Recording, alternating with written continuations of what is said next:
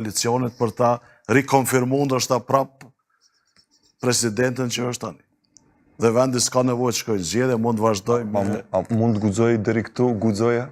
Po ndoshta guxojmë, po se unë mendoj që ndoshta prap, edhe pse ajo që flitet në opinion është që ka një thyrje me styre, ndoshta prap ka ndonjë marrëveshje që ne se dim. Nuk ekziston më guxoja e Osmanit. 2 deputet që kanë qenë të afërt me Osmanin kanë kandiduar me guxon e listën e vetëvendosjes.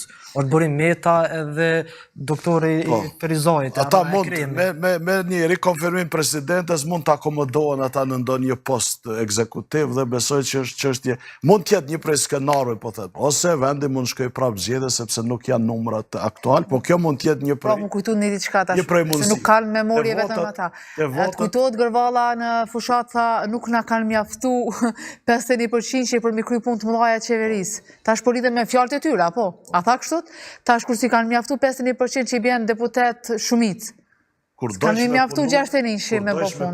Praktikisht fjalët e tyre. E tha mirë lindje, po unë po tham fjalën e ministrës. Komoditetit tepërt vazhdoj të lutem, a mund të vazhdoj?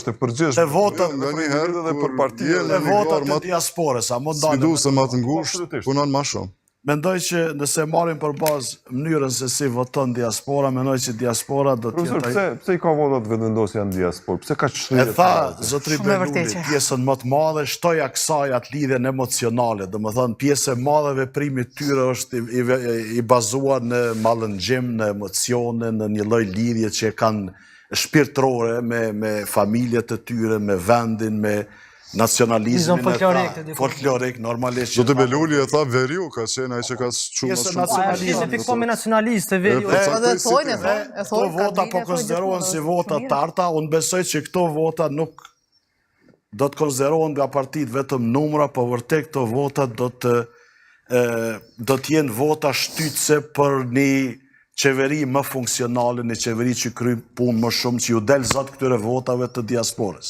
Për ndryshën mendoj që bastioni i fundit, ku mund të humbë vetëvendosja aktualisht është diaspora. Fillimisht do të humbë në për bastione këtu, pastaj sepse ne dim që çfarë përkraje ka pas presidenti Rugova në diasporë. Ka pas UÇK-ja gjithashtu, partitë që janë thirrë në UÇK për të marrë votë. Dhe dim që diaspora ka ndru qëndrim. Dhe nuk do të thotë që nesër nuk mund të ndrojë edhe me zotin Kurti. Në rast se vrejet që një mandat 2-3 nuk përmbushën pritjet që i ka diaspora. Po në qëndrimit ka ndodhë si pasoj që ka shpjegu, por edhe ndryshimi që ka ndodhë edhe përfacusit që kanë qenë kandidat të Lidhjes Demokratike për Kuvendin e Kosovës e kanë thonë që ka pasur shkputjen për arsye se mas formimit të shtetit Kosovës.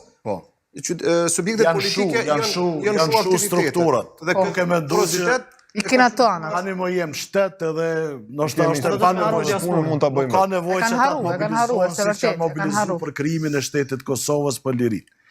Megjithatë një gjë do ta kemi parasysh që partitë që targetojnë votën e diasporës, nuk është vetëm vota e diasporës.